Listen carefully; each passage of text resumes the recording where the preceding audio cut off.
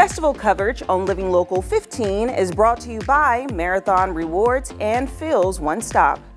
Fort Wayne is a city of festivals, and a big one coming up that's highly themed is the Johnny Appleseed Festival. And I'm so thrilled to speak with Becky Butler, who is the Director of Administration, and John O'Rourke, who is their Publicity Chair. Hello. Hi. Welcome. Thanks for having us. Yes. Okay, so John, you look so different this year. Oh yeah, I think last year I had all my pioneer get-up on, but this year it's I decided to be a little less costuming, a little more comfortable. Right, yes. But of course, this is a highly themed festival, and it comes with the costumes and the experiences people can have outside. So will you give us a rundown of the Johnny Appleseed Festival? Well, it's, as you said, it's our 48th year, and we're very period specific on what we don't use electricity or propane. Everything's done over open fire. Mm-hmm.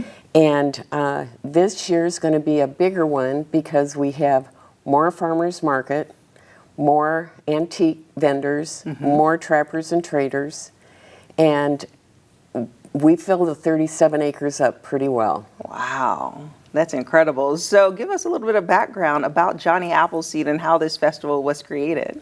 Well, I think, it centers around the lifetime of Johnny Appleseed. So we're at Johnny Appleseed Park right near Memorial Coliseum, mm-hmm. and the park is centered around Johnny Appleseed's final resting place. So John Chapman's burial site is there in the Archer family cemetery, which is on mm-hmm. top of the hill, which is really a cool place to visit. It's the National Historic Registered Place.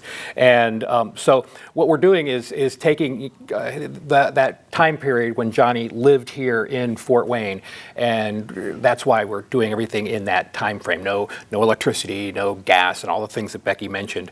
And the entertainment is specific to that time frame, mm-hmm. so no modern acts. It's really, we ask all the vendors to dress appropriately, mm-hmm. and so it's just a fun feeling when you come there. And so it kicks off fall for so many families. So. Yes, and so this festival is taking place on Saturday, September 16th and Sunday, September 17th. Yeah, so this and weekend. John, you mentioned food, so we have to talk about the different food attractions and the creativity that the vendors get to offer. Well, she's the food I'm queen. Actually food chairman also. Oh, that's a good title. And, it's a wonderful job to have. Probably my biggest vendor is Homestead High School. And they do chicken and dumplings. Mm. And you can see the gals inside the tent rolling out the dough and everything, and the dads are working out in the area next to them cooking everything. Mm-hmm. But golly, we just have everything. We have sausage sandwiches for breakfast. We have, help me out a little bit. Oh, here, you've obviously got caramel apples. You've got pork tenderloins. We have a lady that does root beer and sarsaparilla and lemon fizz and cherry fizz, and she comes from Kansas City, Missouri. Oh, that sounds so good. And I feel like in addition to the food, you all have entertainment. So share with me about some of the acts that will be there. We have 3 stages of entertainment that goes on from open to close of the festival, both days. And again, period specific. So there'll be everything from dancers and cloggers to the hurdy-gurdy man. If you've never seen him, hurdy-gurdy's an old instrument that I don't even know how to describe it. It's got a crank on it. It's kind of a combination of almost a bagpipe. There's no wind in it, but it's got this weird droning string thing, and he plays that. That's very cool. We have magicians, we have orators who tell stories, and but it's just a lot of fun. So there's 3 stages of entertainment.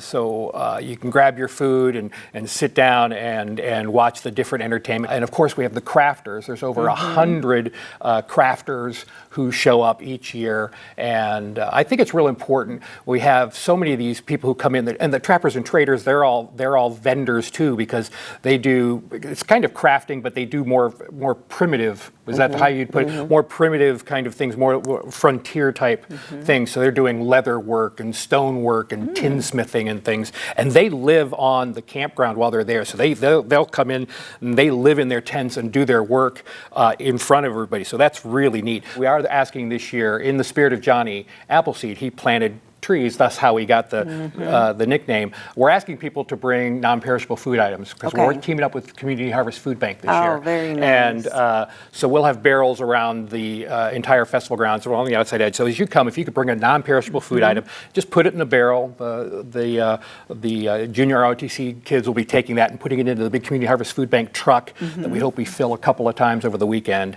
And so we'll be doing that because it's a big need this year. It's always a big need, but especially this year. So since it's free to come in, and in the spirit of Johnny Appleseed, if people could just bring a couple of items in with them, that would be so helpful. Yes, very good information. Before you leave, you have an app that you wanted to share. Oh, I do.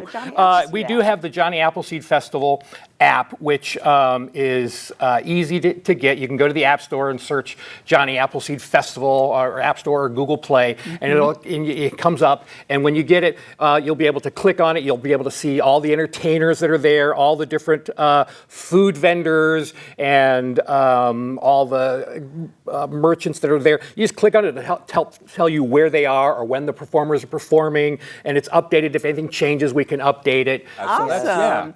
Well, thank you so much, John and Becky, for sharing about this event that's coming up this weekend. And if you would like more information about the Johnny Appleseed Festival, it is taking place on September 16th and the 17th, and we'll make sure we list their website below, and don't forget to download the app. We'll be right back.